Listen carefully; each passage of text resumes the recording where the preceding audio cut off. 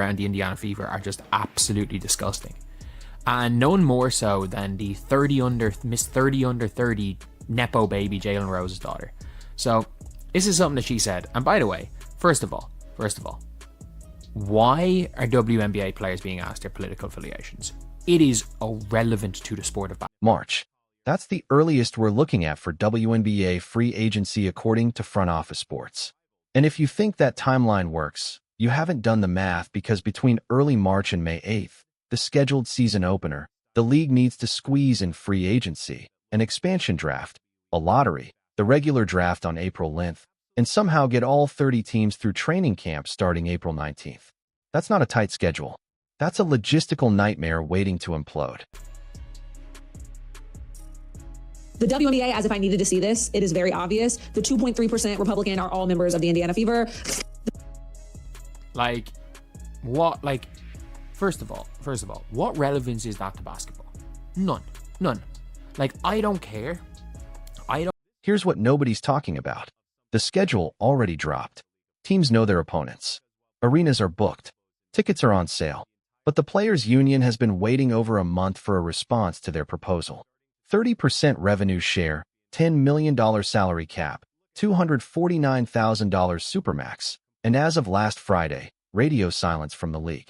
So, we've got this bizarre situation where the WNBA is acting like everything's fine while the foundation is actively crumbling.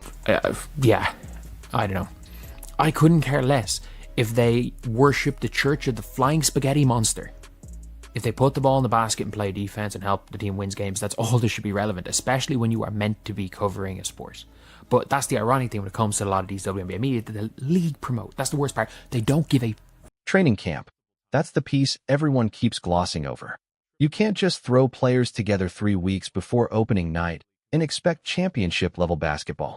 Weight room conditioning, offensive systems, defensive rotations, team chemistry. All of that takes time. The typical timeline has free agency wrapped by early February specifically. So teams have 2 full months that prepare. Now they're looking at maybe 3 weeks if they're lucky. And we're supposed to believe the product won't suffer. No issue with someone like Natasha Cloud saying she's an activist. I have an issue with Natasha Cloud reposting that Indiana is unsafe for Angel Reese.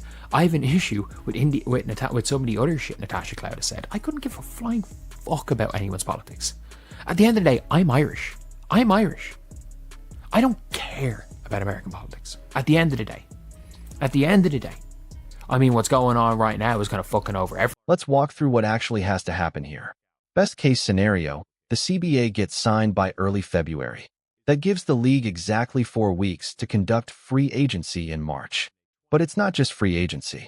Golden State's expansion draft has to happen. That means every team needs to submit their protected lists. The Valkyries make their selections. Then those players need to relocate and integrate with a brand new franchise. Then you've got the college draft on April 13th, bringing in another wave of rookies. And somehow all of this resolves itself by April 19th when training camps open. Like, we have got, like, legitimate media. We have got, and I mean, by legitimate media, I literally just mean Nepo babies. Like... It is, I don't even know what her name is. I just know she's Jalen Rose's daughter. Like, what is her name? Mariah Rose. Have the league actually done anything with her? The Vegas Aces open against Phoenix on May 8th. That's the target date the league keeps promoting. But think about what that means for a team that might lose a key player in the expansion draft, sign 2 new free agents in March, and draft a rookie in April. A'ja Wilson could be running plays with teammates she's known for less than 3 weeks. Kelsey Plum might be learning a completely revamped offensive system on the fly. That's not professional basketball. That's organized chaos with a television contract. It's an insult. At the end of the day, I couldn't care less. I'm not going to have an opinion on it because I live 7-8 hours away, and anyone who knows me in real life knows there's not much going on in my head other than basketball. Which is...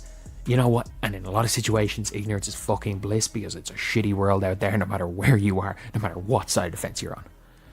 But the league is actually pushing somebody, is inviting someone red carpet for their draft who has basically now And here's the part that should terrify every WNBA fan. Both sides keep emphasizing they don't want a lockout. The owners have reportedly said they have no interest in invoking one.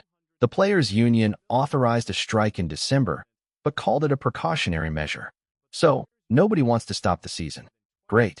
But what they're proposing instead might actually be worse. Because starting a season with unprepared teams, incomplete rosters, and zero chemistry doesn't just hurt the product.